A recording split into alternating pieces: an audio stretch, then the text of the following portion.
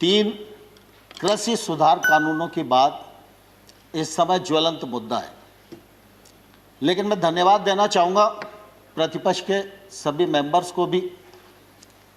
उन सब ने किसान आंदोलन पर भी चिंता की।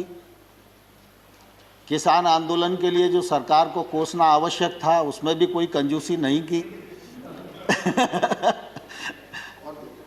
और कानूनों को काले कानून भी जोर देकर कहा। लेकिन मैं आज़ाद साहब और आनंद भाई आपको बताना चाहता हूं कि मैं किसान यूनियन से भी 2 महीने तक यही पूछता रहा कि कानून में काला क्या है, एक मुझे बताओ तो मैं उसको ठीक करने की कोशिश करूं। लेकिन मुझे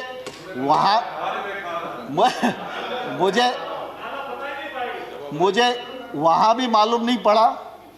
और जब प्रतिपक्ष के मेंबर्स ने भी, दीपेंद्र भाई आपका भी भाषण मैंने सुना, तो मैंने गौर से सुना कि कानून खराब है, कानून को रिपील कर दीजिए, वो हो ही जाएंगे और ऐसा वैसा सब लोगों ने अपनी बात की और करना भी चाहिए उन्हें। लेकिन कानून के प्रावधान को यह किसान के प्रतिकूल है, यह कम से कम किसी ने बताने की कोशिश नहीं की। मैं सर आपके सामने ही बैठा हुआ था।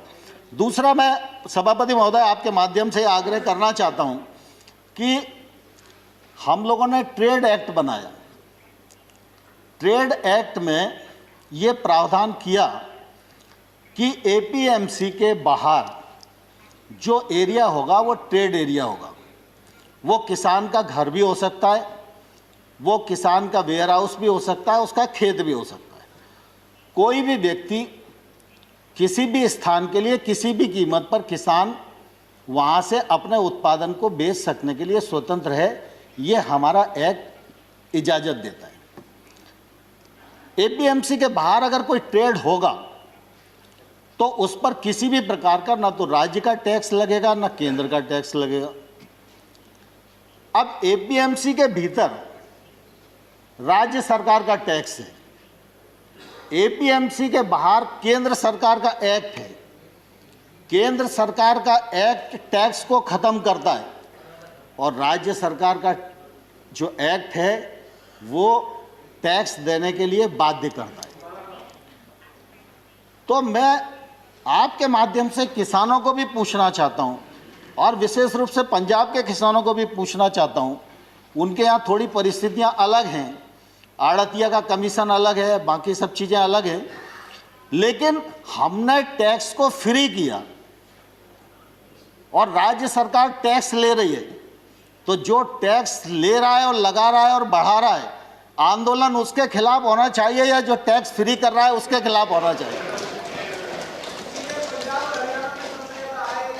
लेकिन अब देश में उल्टी गंगा बह रही है और मैं सभापति महोदय आपके माध्यम से किसान बंधुओं को भी कहना चाहता हूं और प्रतिपक्ष के मित्रों को भी कहना चाहता हूं, भारत सरकार नरेंद्र मोदी जी का नेतृत्व पूरी तरह किसानों के प्रति प्रतिबद्ध है, किसानों के प्रति समर्पित है। किसान आंदोलन के लिए हम लोगों ने लगातार उनको सम्मान देने की कोशिश की है, 12 बार ससम्मान बुलाकर बातचीत की है। एक शब्द भी हमने उनके बारे में इधर उधर नहीं बोला, संवेदनशीलता के साथ विचार किया है। लेकिन हमने ये जरूर कहा है कि आप प्रावधान में कहाँ गलती है विनम्रतापूर्वक हमारा ध्यान आकर्षित करिए। हमने जो उनकी भावना के अंतर्गत जिन बिंदुओं को चिन्हित किया जा सकता था उनको भी चिन्हित करके बताया कि हमको आपकी लगती है कि आपको यह शंका है कि एपीएमसी खत्म हो जाएगी, तो हम इस पर विचार करते हैं। एपीएमसी खत्म नहीं होगी। हमने एक के बाद एक उनको प्रस्ताव देने का भी प्रयत्न किया, लेकिन मैंने साथ में यह भी कहा कि अगर हम भारत सरकार किसी भी संशोधन के लिए तैयार है, इसके मायने ये नहीं लगाना चाहिए कि किसान कानून में कोई गलती है, लेकिन किसान आंदोलन पर है।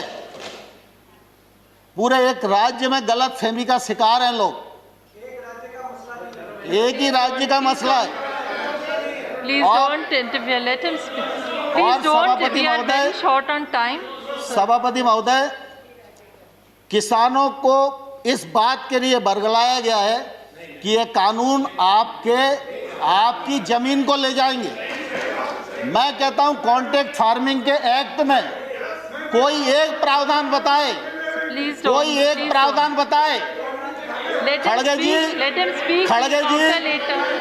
खड़गे जी, दुनिया Let him जानती है, speak. You can speak खड़गे जी, later. दुनिया जानती है, पानी से खेती होती है, खून से खेती सिर्फ कांग्रेस ही कर सकती है। भारतीय जनता पार्टी खून से खेती नहीं कर सकती।